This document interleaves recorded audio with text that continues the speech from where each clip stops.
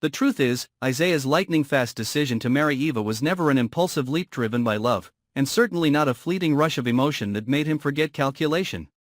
It was the opening move of a plan arranged with a chill that is almost frightening, a plan in which Eva's feelings were not something to protect but something to exploit. Izaiah understood that in Fairmont Crest, a well-timed marriage could become a master key, unlocking doors that raw ambition could never force open alone. That was why he didn't choose his moment according to the rhythm of love, but according to the rhythm of vulnerability, of an inner void waiting to be filled, of a weary heart ready to believe that intensity must mean sincerity. He knew exactly how to make haste look like devotion.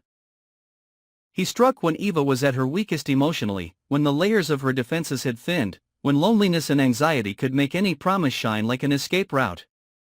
The speed of the proposal, for Eva, could easily be mistaken as a guarantee of a future. The decisive rush of the wedding plans could be interpreted as the mark of a man who refused to lose her for even one more day.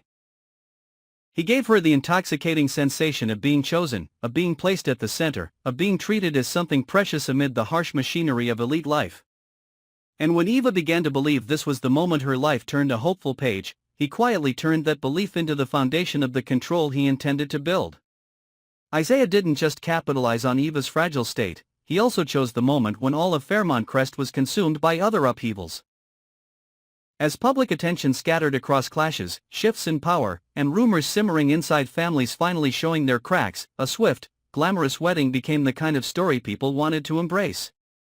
It felt like a luxurious pause between storms, making it easier for the community to welcome happiness instead of questioning motives. Izaiah understood that the more exhausted the crowd became with conflict, the more eager they would be to accept a polished fairy tale, and that eagerness was the perfect screen for an agenda that needed society's silence. The wedding therefore became a sweet curtain hiding the real target.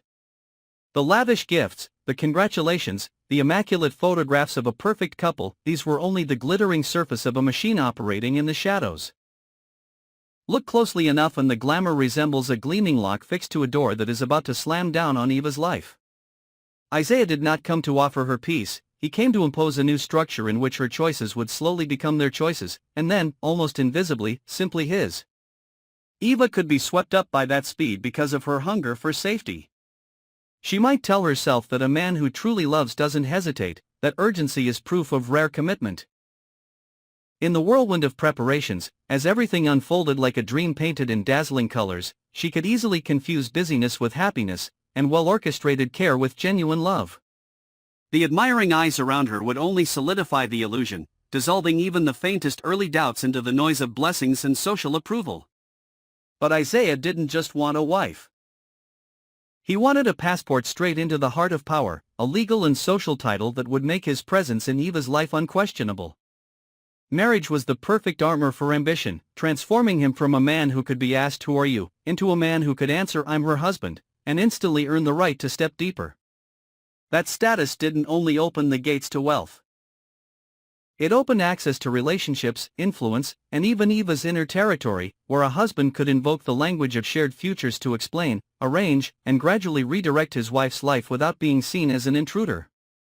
The danger was that this kind of control required no blatant violence.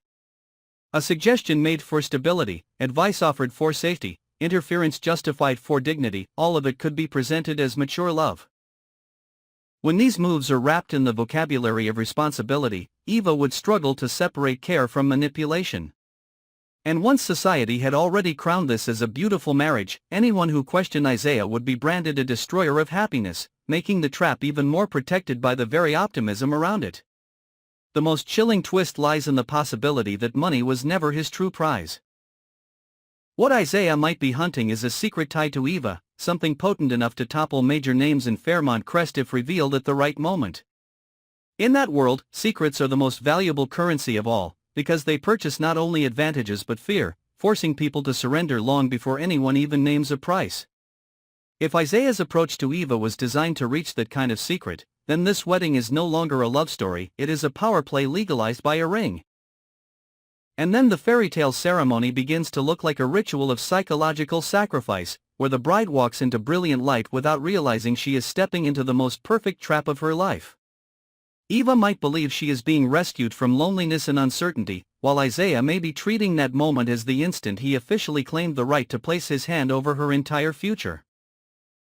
The horror here is not in a public threat, but in the airtight silence of the plan, in sweetness engineered with precision, in the way a marriage can become a gilded cage so exquisite that someone walks into it willingly.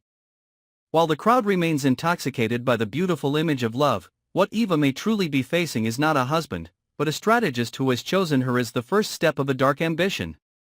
Thank you all for your loyal support and listening.